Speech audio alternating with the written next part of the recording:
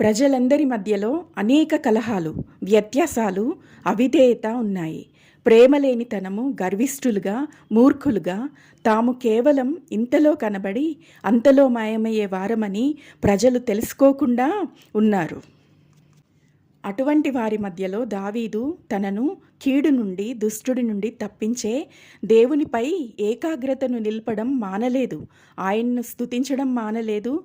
దేవుని ఆజ్ఞలను విడిచి తిరగలేదు. దేవుడు చేసిన మేళ్లన్నిటినీ మరిచిపోలేదు.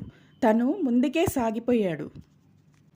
అందుకని దేవుడు తన యందు ప్రజలకు భయభక్తులు కలిగి ఉండడాన్ని నేర్పించడానికి అతడిని వారందరికీ మీదుగా, ప్రజలందరికీ రాజుగా దేవుడు దావీదును నియమించాడు.